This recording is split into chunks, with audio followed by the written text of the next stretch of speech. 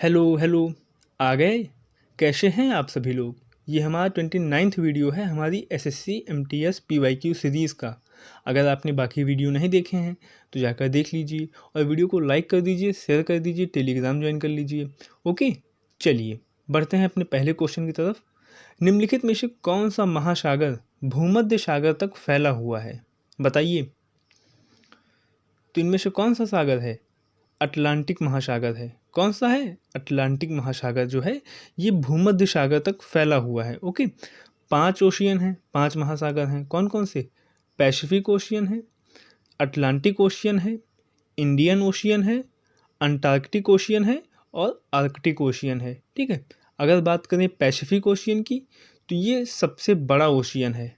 कौन सा है? सबसे बड़ा ओशियन जो है वो पैसिफिक ओशियन है, प्रशांत महासागर है।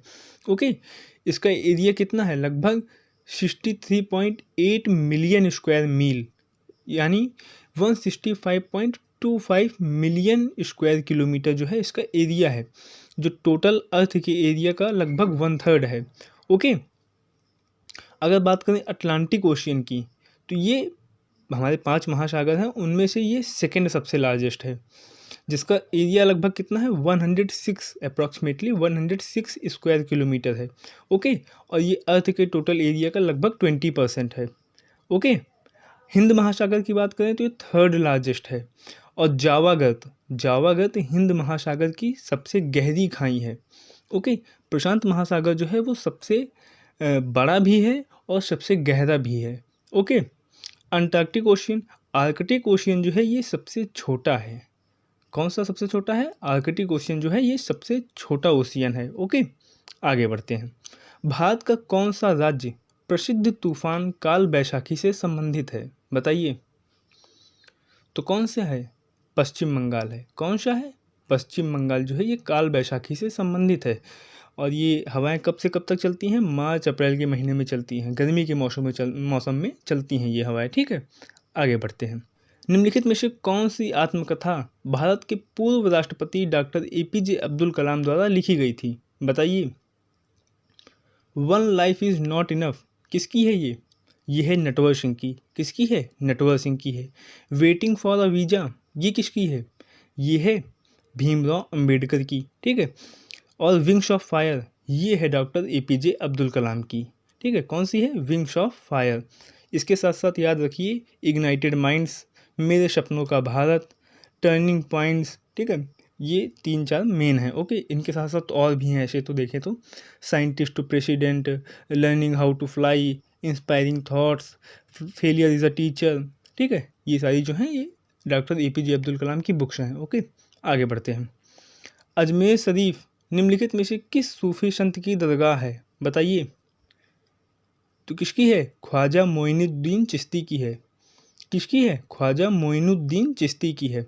ये चिश्ती सिलसिले के संस्थापक हैं भारत में। कौन? ख्वाजा मोइनुद्दीन चिश्ती। ठीक है, और ख्वाजा उस्मान हारूनी जो हैं ये इनके गुरु थे। ओके, और उर्स त्यौहार एक है, राजस्थान के अजमेर में मनाया जाता है। ये वार्षिक उत्सव है जो ख्वाजा मोइनुद्दीन चिश्ती की पुण्यतिथि पर मनाया जाता है। ओके, आगे बढ़ते हैं। निम्नलिखित में से कौन सा कर्नाटक संगीतकार भारत रत्न प्राप्त करने वाला पहला संगीतकार था, बताइए। तो कौन थी? एम.एस. सुब्बुलक्ष्मी। कौन? एम.एस. सुब्बुलक्ष्मी।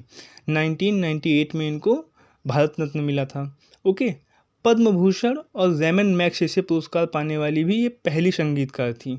ओके, इनको रेमन मैग्सेसे कब मिला था? 1974 में मिला था। ठीक, इनको कर्नाटक संगीत की रानी कहा जाता है। इनकी एक यूएन परफॉर्मेंस काफ़ी फेमस है, वो इन्होंने कब की थी? 1966 में की थी। ठीक, अगर बात करें कर्नाटक संगीत की तो फादर ऑफ कर्नाटक संगीत कौन है?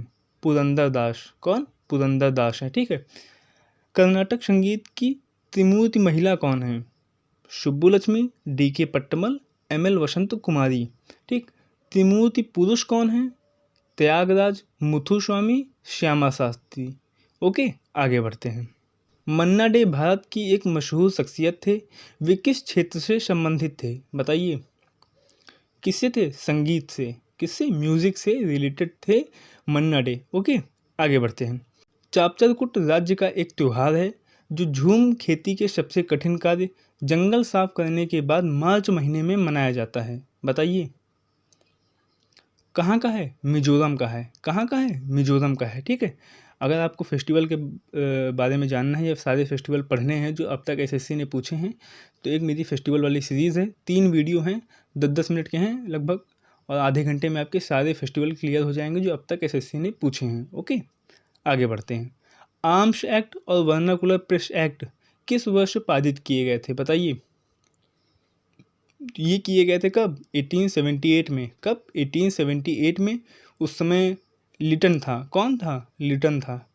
कब से कब तक था लिटन? 1876 से 1880 तक। कब से कब तक? 1876 से 1880 तक। ठीक है। वर्नाकुलर ये जो आर्म्स एक्ट है इसे लाइसेंस कानून, भारतीय शस्त्र अधिनियम भी कहा जाता है। ठीक है। वर्नाकुलर प्रेस एक्ट के तहत समाचार पत्रों पर रोक लगा दी गई थी। ओके, लिटन की बात करें तो इसने पहले दिल्ली दरबार का आयोजन किया था। क्या किया था? पहले दिल्ली दरबार का आयोजन किया था रानी विक्टोरिया के सम्मान में। कब किया था? 1877 में किया था। ओके, इसने सिविल सेवा में भारतीयों की उम्र जो है वो 21 से कम करके 19 कर दी थी। ओके, तो ये रहे आज के सारे क्वेश्चन। आई होप आपको अच्छे लगे होंगे। अगर अच्छे लगे हों तो वीडियो को लाइक कर दीजिए, शेयर कर दीजिए, टेलीग्राम ज्वाइन कर लीजिए। ठीक है, मिलते हैं आपसे नेक्स्ट वीडियो में। तब तक के लिए take care and bye bye.